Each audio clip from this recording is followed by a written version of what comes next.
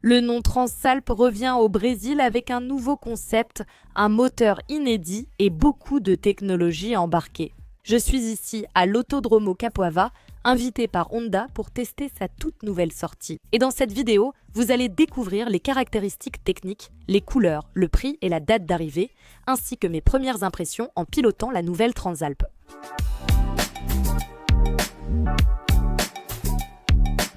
Je suis Amanda Pagliari, bienvenue. Voici la chaîne moto la plus charmante du Brésil qui vous présente aussi les meilleures nouveautés sur deux roues. Alors, cliquez tout de suite sur le bouton j'aime et abonnez-vous à la chaîne parce que cette vidéo est consacrée aux premières impressions. Vous recevrez la vidéo complète Motoplay avec ses points forts et faibles en avant-première dès sa sortie. Abonnez-vous à la chaîne et activez la cloche pour ne pas manquer la vidéo.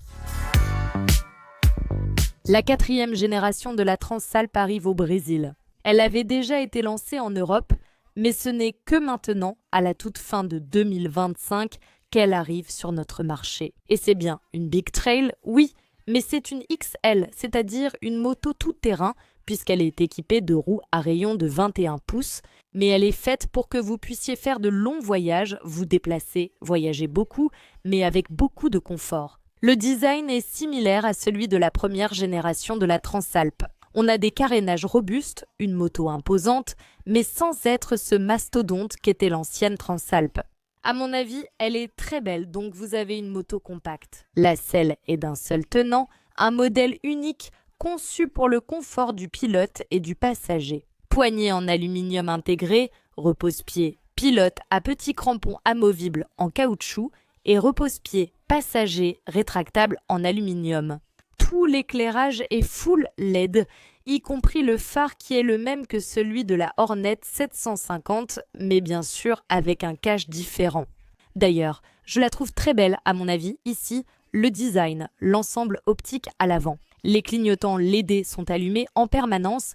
Cela apporte plus de sécurité car cela montre au véhicule devant vous que derrière, il s'agit d'une moto. Elle est équipée du système d'annulation automatique des clignotants et aussi du système signal d'arrêt d'urgence.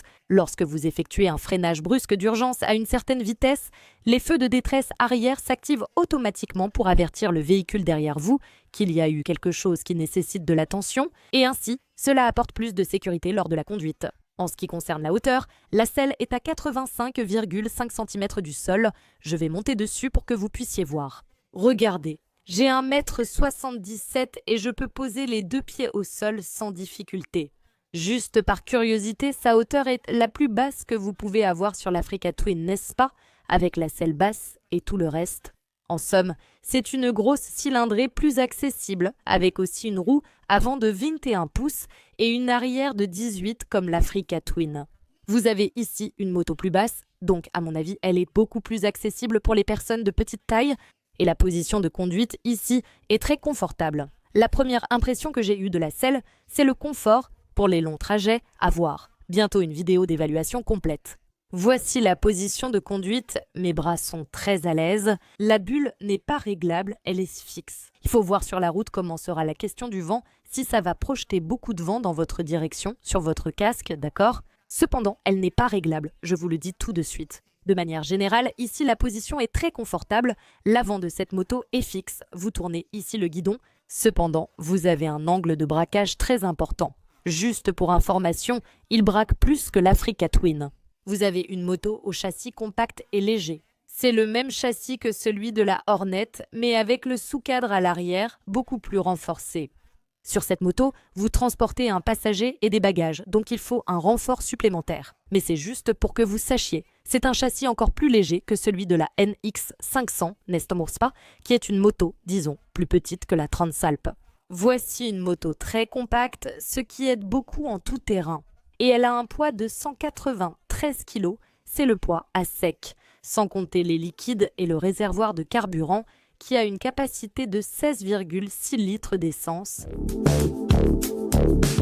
Le moteur est une plateforme totalement nouvelle, ce moteur-là, de 755 cm3. Ce qui m'a surtout marqué, c'est la technologie Vortex que je vais tenter de résumer comme sur l'image. L'air entre, crée des vortex, ce qui augmente pression et vitesse. Et ensuite, selon la taille des conduits, il dirige avec beaucoup de force et de pression l'air froid qui entre dans le moteur, ce qui génère plus de puissance, plus de performance et d'efficacité, disons-le ainsi. De plus, la pompe à carburant est la même que celle de la Fireblade Triple R. Autrement dit, cet ensemble moteur avec cette technologie permet au moteur d'avoir du couple, de la puissance, plus d'efficacité et aussi une consommation de carburant réduite. Et ce bicylindre à refroidissement liquide génère 7,04 kg force-mètre de couple à 7000 tours et 69,3 chevaux de puissance maximale à 7000 tours. Une différence significative avec la Transalp européenne qui a beaucoup plus de chevaux. Dans un instant, ne partez pas, car je vais demander à Honda, directement à Honda, pourquoi la version brésilienne est venue avec moins de chevaux. Ne partez pas. Elle a une transmission par chaîne, 6 vitesses et un embrayage assisté à glissement limité. Qu'est-ce que c'est que cette technologie? La technologie assistée apporte plus de douceur lorsque vous appuyez sur le levier d'embrayage et la technologie à glissement évite le blocage de la roue arrière lorsque vous rétrogradez brusquement. La suspension avant n'offre aucun réglage. Elle est de Showa avec cette technologie Separate Function Fork Big Piston qui sépare la partie hydraulique du ressort. C'est une fourche inversée avec 200 limes de débattement. À l'arrière, Showa ProLink offre 190 mm de débattement, un réservoir de gaz externe et un réglage de précharge du ressort. Pour les freins, nous avons des doubles disques de 310 mm de diamètre au format Wave ou Marguerite avec des étriers Nissin à 2 pistons. Et à l'arrière, nous avons un disque unique de 256 mm de diamètre. Elle dispose d'une prise USB-C sous la selle avec un cache. Pour poser votre téléphone, placez-le ici. Le tableau de bord est entièrement numérique et a les mêmes dimensions que celui des 500, mais il est différent. Car ici, il y a d'autres informations, y compris des icônes différentes. Ici, vous voyez déjà le petit cœur. Pas d'inquiétude, je vais expliquer ce que c'est, il y a beaucoup d'informations. Ici, vous voyez la jauge de carburant, le compte-tours, le compteur de vitesse et l'indicateur de rapport engagé en première. Ici en haut, vous avez l'information de l'horloge, la température, en bas les informations de service, ici pour les feux de route, et ici sur le côté, vous avez les informations de l'ordinateur de bord. Ce tableau de bord, tout comme celui des 500, vous pouvez changer le fond du blanc au noir et il y a aussi 3 options de présentation. Ici, dans cet engrenage, vous pouvez modifier les réglages de la moto, donc voir les types de tableaux de bord, la luminosité, le fond, si vous voulez blanc, noir ou automatique, c'est vraiment sympa. Informations favorites, choisissez ici celles qui s'afficheront pour vous. D'ailleurs, ici, il y a le bouton étoile qui est le bouton favori que vous pouvez configurer si vous voulez l'utiliser pour désactiver l'ABS ou si vous voulez remettre le compteur kilométrique à 0. Enfin, les amis, il y a beaucoup d'informations ici, des pré-réglages, des informations d'assistance. Ce que je voulais vous montrer, quelque chose de sympa, ce sont les modes de conduite. Utilisez le bouton de droite pour accéder au mode de conduite. Vous avez un mode standard qui serait le mode route, n'est-ce pas? Vous avez un mode sport et vous avez un mode rain qui est pour la pluie. Ensuite, vous avez le mode gravel qui serait un mode tout-terrain qui vient déjà avec l'ABS. L'ABS reste actif en mode gravel, mais un mode tout-terrain plus adapté est disponible. Et il y a User 1 et User 2. Que faites-vous? Dans la configuration ici du mode de conduite, vous pouvez sélectionner l'utilisateur, donc vous avez le 1 et le 2. Regardez comme c'est sympa. De ce côté, vous avez votre référence du mode qui existe déjà. Et ici, vous pouvez ajuster la puissance, le frein moteur. Ici, le contrôle de traction. D'ailleurs, vous pouvez désactiver le contrôle de traction en le mettant à 0 et désactiver aussi l'ABS. Donc, c'est quelque chose de vraiment sympa que vous avez là, ce contrôle, qui vous permet de régler la moto. Et puis, sur l'écran, vous avez toutes les cartes possibles que vous pouvez configurer sur la Transalp 750. Rappelez-vous qu'à chaque redémarrage, le contrôle de traction et l'ABS seront activés pour des raisons de sécurité. Et elle n'offre pas de connectivité comme la version européenne. Pour répondre à cette question et d'autres, j'ai invité Luis Gustavo de Honda. Tout va bien, Luis? Salut Amanda, ça va? Les abonnés de Motoplay, tout va bien? Bon, allons droit au but, car je suis sûre que tu veux savoir pourquoi la Transalp n'est pas équipée de connectivité comme la version disponible en Europe. Oui, allons-y. Avec le même processus que nous suivons, n'est-ce pas, d'homologation, de lancement des motos, comme nous l'avons vu avec la NX 500, la CB 650. Pour la Transalp, non. Nous avons la même condition le processus d'homologation auprès des organismes de réglementation, principalement de communication, le processus d'autorisation pour utiliser le signal des ondes, n'est-ce pas, surtout à cause du Bluetooth, afin de pouvoir l'activer. Donc, nous sommes dans ce processus, nous sommes en attente, en négociation. D'ailleurs, on trouve déjà certains modèles. Même comme annoncé début de mois, la CB1000, la Hornet 1000 ont déjà la connectivité. Pourquoi la CB1000 actuelle est-elle déjà homologuée et prête à utiliser la technologie? Donc, nous avons déjà poursuivi ce processus avec le modèle qui va arriver. Exactement. C'est dommage. Eh bien, encore une fois, en parlant de la version européenne par rapport à la version brésilienne, pourquoi cette moto a-t-elle si peu de chevaux par rapport à la version européenne? C'est parce que Honda l'a voulu? Non, pas du tout. Ce n'est même pas la question. Je dis cela car beaucoup affirment « Ah, Honda voulait apporter un moteur moins puissant au Brésil ». Non, le moteur est identique à celui de la version proposée en Europe et ailleurs. C'est qu'au Brésil, nous avons certaines normes réglementaires, aussi bien pour les émissions que pour le bruit, avec des méthodes d'émission différentes. La norme Promoto 5 et l'Euro 5 sont très similaires concernant les émissions de polluants. Ce qui change, c'est le format, n'est-ce pas, le processus de mesure des émissions sonores. Au Brésil, il y a des différences avec d'autres pays, surtout l'Europe, comme vous l'avez dit. Donc, il faut s'adapter. Donc, pour répondre à la normalisation brésilienne, il y a cet ajustement de la performance du moteur afin que le modèle puisse être homologué et disponible. Et là, on peut constater que dans la performance au quotidien, comme vous l'avez expérimenté ici, la moto offre une performance et un rendement cohérent avec sa proposition. Bien sûr, en Europe, où il y a cette différenciation, mais pour notre marché, cela parvient à répondre aux attentes. Donc pour s'adapter, il ne suffit pas de réduire la puissance, vous avez aussi changé la cartographie de la moto. Oui.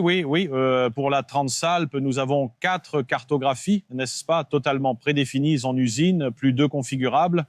Donc, dans ce format, elle ajuste toute la courbe de couple et de puissance en se basant sur ces cartographies configurables de la moto et aussi sur les cartographies homologuées pour adapter la meilleure proposition à chaque condition d'utilisation de la moto. Les amis, cela n'arrive pas qu'avec Honda ou la Transalp, mais aussi avec d'autres marques et motos. Malheureusement, c'est notre pays. Donc Honda ne gagne pas plus d'argent en réduisant le moteur, au contraire. Je sais que vous allez continuer à vous plaindre là-bas. Maintenant, cette question est personnelle parce qu'il n'y a pas à l'étranger, d'accord? La version avec des roues à rayons, sans chambre à air, ce produit est global, importé au Brésil et non développé ici. Je doute que Honda Brésil ait la réponse. Mais bien qu'elle convienne à tous les terrains, elle n'a pas l'approche CRF de l'Africa Twin où une roue à rayons avec chambre à air aurait du sens. Pourquoi la Transalp n'est-elle pas venue avec cette proposition-là de pneus à rayons, de roues à rayons sans chambre à air? D'accord, oui. Qu'est-ce qui se passe? Même comme tu l'as dit, elle n'a pas toute une définition, un caractère CRF un peu plus tout-terrain comme l'Africa Twin, mais cette moto convient aussi bien au trajet quotidien qu'au voyage autour du monde. Donc, je peux affronter tout type de terrain. Alors, pour garantir que l'utilisateur, le pilote, roule sur un terrain, surtout quand il y a beaucoup de pierres, sur une jante tubeless, un enfoncement sur le bord peut provoquer la dégonflage du pneu et des problèmes. Le pneu avec chambre à air évite cette situation grâce à la forme du bord de la jante. Donc, en pensant à la facilité d'utilisation dans des conditions difficiles, Honda a choisi de garder la chambre à air. D'accord, merci. De rien, à bientôt. Et maintenant que je t'ai tout raconté à son sujet, nous avons aussi dissipé nos doutes avec Honda. Essayons-la sur la terre et la piste, puis finissons la vidéo avec le prix, les infos et la date de sortie. Allons-y. Les amis, toutes premières impressions ici sur la Transalp. Dès le début, j'ai trouvé la selle super confortable. Franchement, la position de conduite de cette moto, waouh! Ma première impression ici, c'est le confort.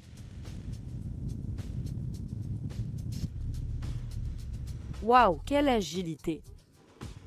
Et on va déjà entrer ici sur la terre. Mec, je constate que la moto est très puissante à bas régime, idéale pour le tout-terrain. Mec, cette moto est super facile à piloter. On dirait une 500. Cette moto est très facile à conduire. Elle est vraiment maniable. Elle est agréable à piloter.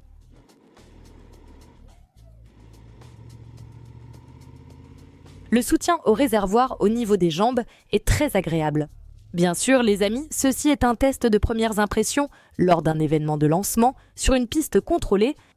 Avec du temps, on a le temps de faire les choses. On filme et je ne sais quoi d'autre. Ce n'est pas un test, comme on dit, un vrai test, n'est-ce pas? De voyager et de rouler à moto.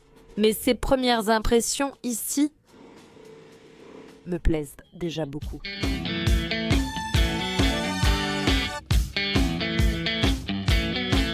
Bon, et maintenant, en testant ici sur la piste, après tout, cette moto est faite pour voyager, pour prendre la route, et beaucoup de gens vont faire beaucoup de virages, rouler. Je crois que les Brésiliens aiment vraiment une moto capable de tout affronter, surtout vu l'état des routes au Brésil. Souvent, il n'y a même pas d'asphalte. Et aussi qu'elle soit bonne pour prendre les virages à grande vitesse, pour que tu puisses rouler avec beaucoup d'habileté sur l'asphalte. Les filles, c'est tellement agréable de piloter cette moto sur la piste.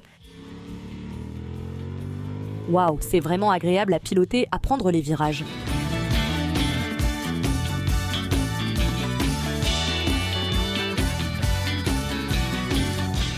Et avant de terminer la vidéo avec le prix et aussi mon avis, voici un petit résumé à son sujet. Alors, que penser de cette Transalp? À mon avis, le confort, pas seulement de la selle ici, d'accord, il faudra voir sur de longs trajets, mais j'ai aimé la selle, j'ai aimé la position de conduite, ça m'a vraiment bien convenu, le mode dans lequel je l'ai conduite ici, excellent sur terre, très sympa. Sur l'asphalte, waouh, facile et agile à piloter. Donc je pense que c'est une moto vraiment sympa, dans le sens où tu peux voyager partout avec elle, avec beaucoup de confort. Tu as la T-Sept, sa concurrente directe aussi bien au Brésil qu'en Europe. Cependant, ici tu as une proposition un peu plus confortable, surtout pour une utilisation avec un passager. Quant à la T-Sept, elle est plus adaptée à une utilisation extrême en tout hors-terrain. Je n'ai pas encore roulé avec la T-Sept, mais à mon avis, la Transalp est beaucoup plus équilibrée pour ceux qui veulent voyager sur la route, sur l'asphalte et aussi emprunter ou non des chemins. C'est mon opinion. Et elle est disponible en 2 couleurs avec un prix public conseillé à partir de 65 545 réals.